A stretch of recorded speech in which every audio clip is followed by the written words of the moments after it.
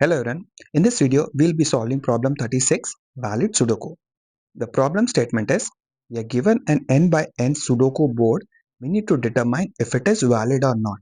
If you're not familiar with Sudoku, the rules are that each row must contain digits 1 to 9 without repetition.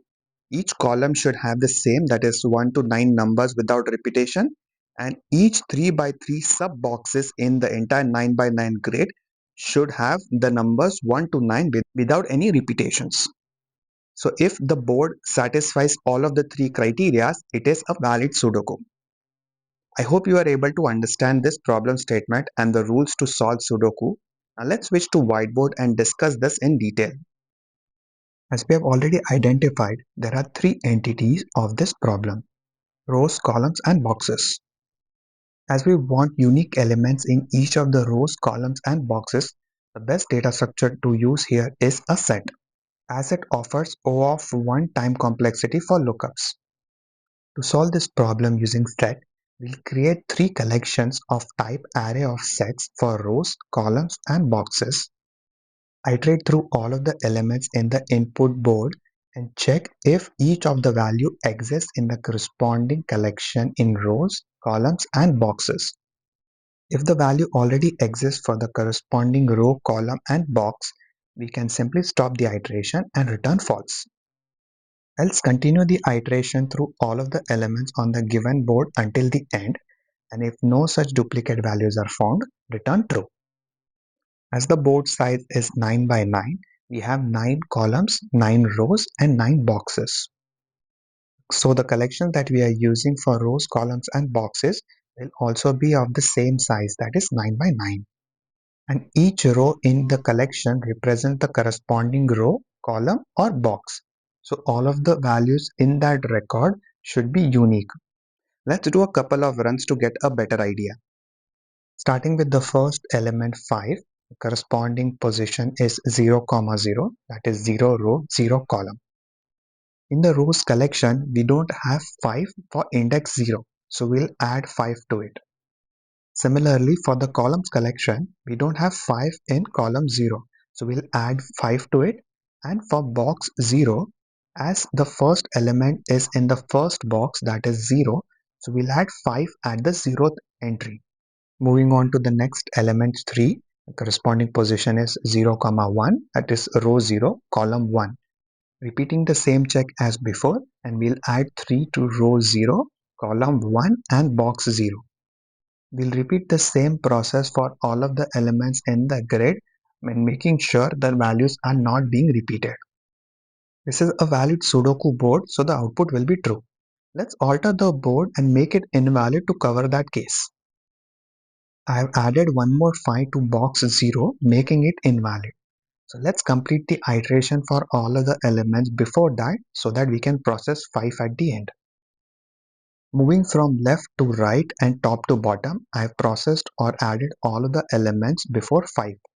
Now my pointer is pointing at 5, which is at position 1, 1. In the rows collection for position 1, 5 does not exist, so we'll add 5 to it. Similarly for the column collection for position 1, 5 do not exist, so I'll add 5 along with 3. But for the box collection, as this is the first box, 5 already exists over there, so it makes it invalid. So this is where we stop the iteration and return false as the output. This is one way of solving the problem where we are using three collections to maintain the rows, columns, and boxes and making sure the values are unique. With this solution, our time complexity is O of n square, where n is the size of the entire board. The reason it is n square is because we are iterating through all of the elements in the input grid and make sure it is valid. To simplify this further, as we know the size of the board is always going to be 9 by 9, we can change, or we can also say the time complexity is O of 1, that is constant time.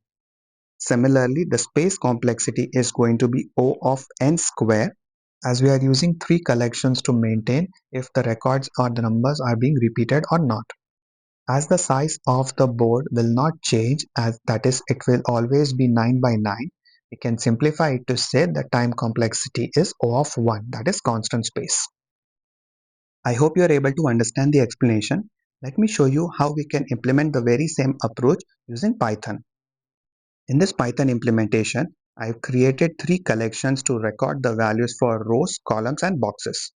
After that, I'm starting a for loop to iterate through all of the elements in the given board. If the value that I and j pointers are pointing a period, it means it's an empty cell, so we just skip any checks and continue with the iteration. If not, then I'm checking if C exists in rows of I position. If yes, it means it is duplicate, so I can simply return false here. If not, then I'll add C to the rows of I collection. I'm doing the same check for the columns collection on the next line, and after that I'm calculating the box index by dividing I and j by 3. After calculating the box index, I'm checking if C exists in the box collection and the box index entry. If yes, it means it's a duplicate value, so I'm returning false, and if not, then I'm adding C to that entry. After both of the for loops are complete and we did not encounter any invalid values or duplicate values, I'll return true as the output. This code, when submitted on LeetCode, beats 82% of the submission in terms of runtime and 69% in terms of memory. Thank you for watching this video. I hope you are able to understand the explanation. The details to access the source code is available in the description below. Feel free to check that out, and I will see you in the next one. Thank you.